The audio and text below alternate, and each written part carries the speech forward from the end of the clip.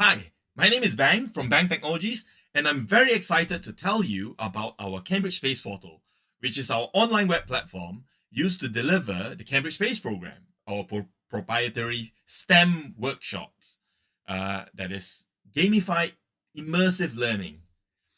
So, without much further ado, let me just quickly tell you a little bit about the Cambridge Space Program. So, the Cambridge Space Program is a new way, a new approach that we have come up with to engage students in STEM learning materials. Because the problem is, you think about it, young students with no context of why they're learning Python scripting, of why they're learning 3D printing, um, it's a little bit harder to put things within context. Some who are naturally curious and interested, they'll just get along with it and start coding, start 3D printing and so on.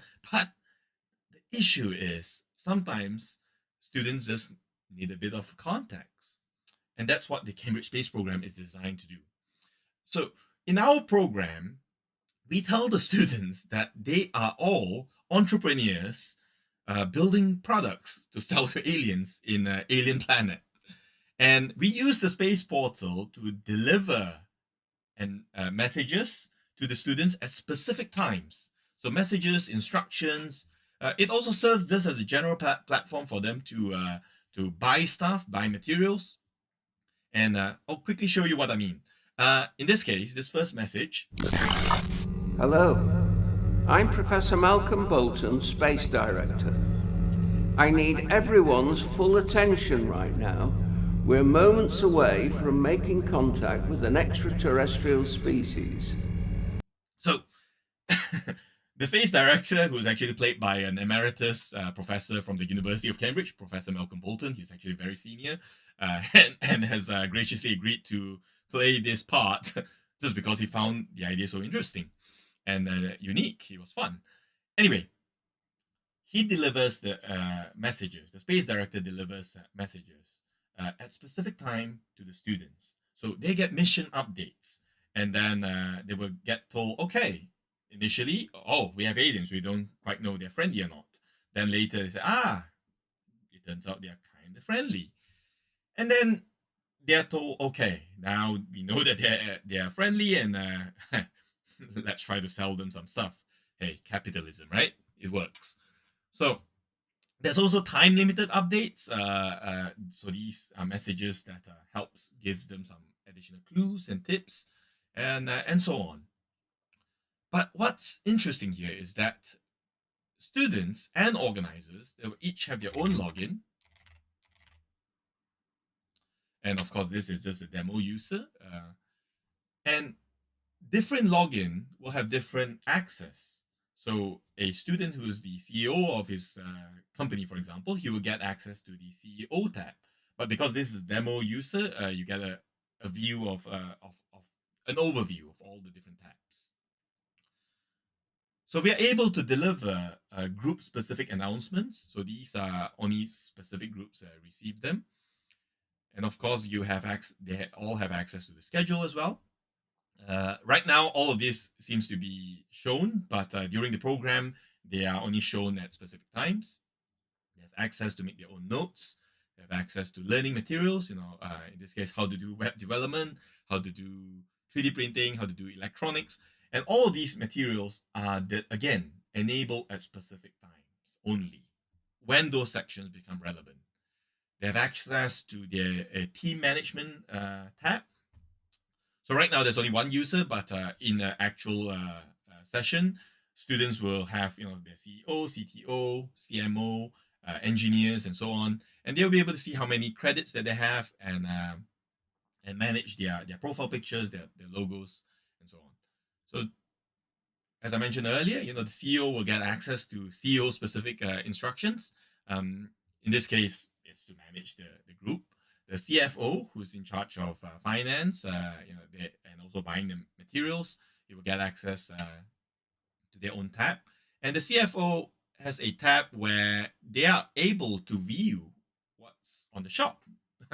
so in our game, the students are building stuff to sell to aliens, and to build stuff, you need resources, and get the resources, you need to buy them from a shop with credits that you get.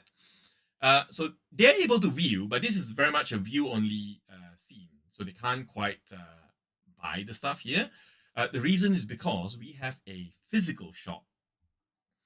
So they have to go to a separate physical shop, and then they will tap their RFID card to make the purchase. So that's all managed, and the CMO, he gets instructions on okay, what the alien are like.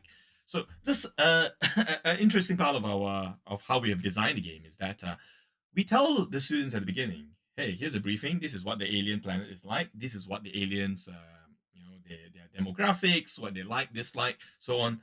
But what we don't tell them is that it's intentionally misleading.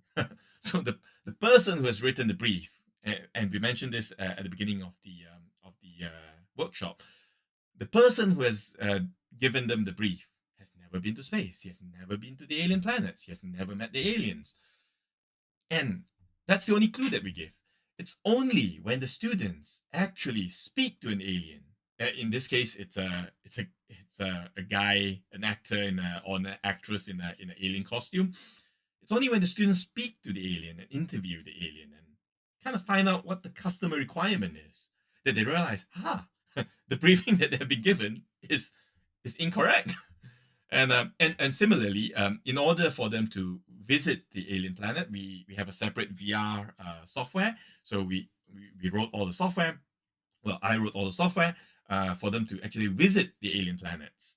And again, they will quickly discover whatever they have been briefed and told about what the alien planet is like, the conditions, is again misleading.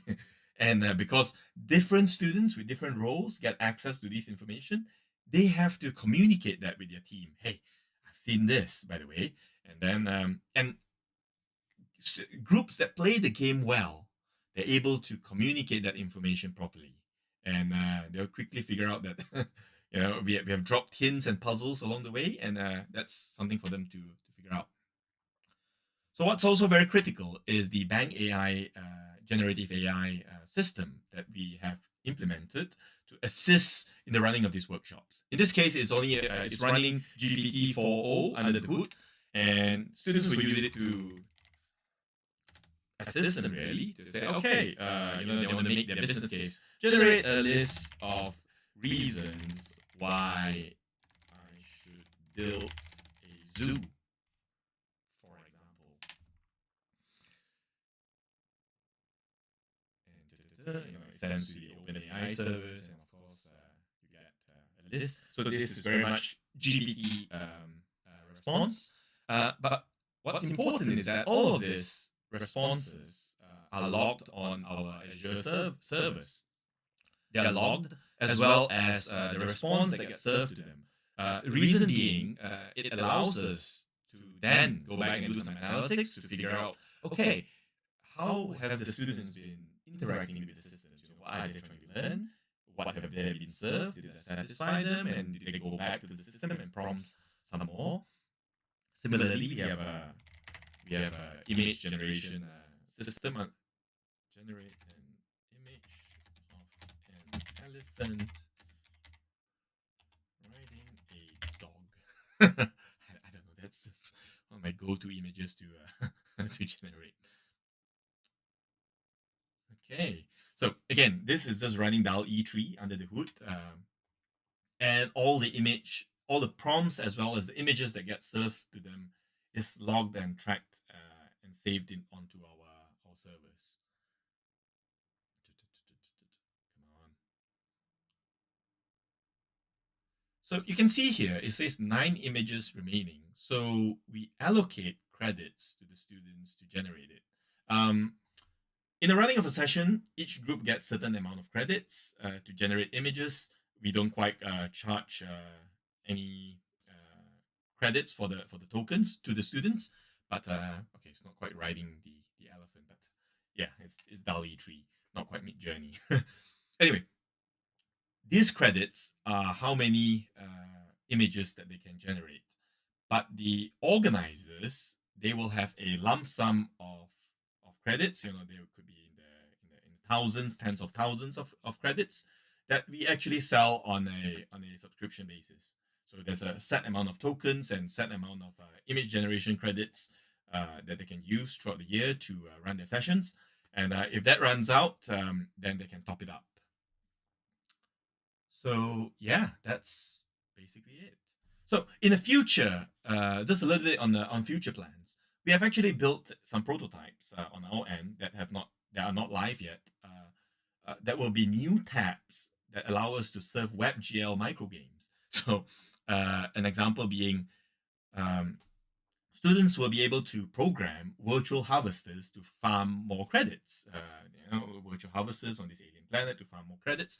But midway through, aliens could attack their harvesters. And the way that they will be able to defend is that they can then put on the VR headset. The VR headset will talk to to our space portal servers and sync the information of where the harvesters are, where the aliens are, and it renders it in real time on the VR headset. So this allows for even more immersive experience.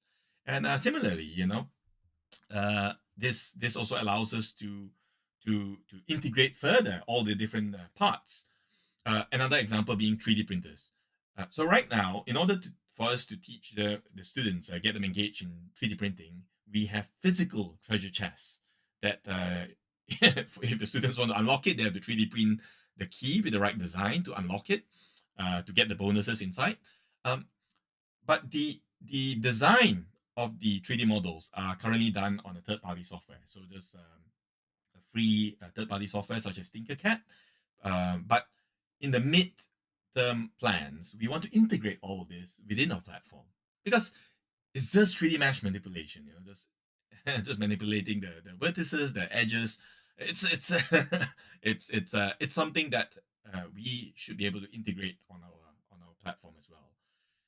Advantage of doing so is that if it's all on our platform and the platform is hooked up to your 3D printers, your VR headsets, you'll be able to just design, maybe even design in VR, design your 3D models, and then click print. And the web portal will be hooked up to the 3D printers and directly sends it to print.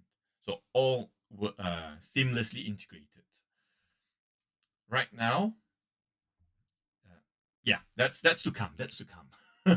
and that's just a slice of all the things that we have planned in mind. Anyway, till next time, I'm Bang. Thank you very much for watching and listening.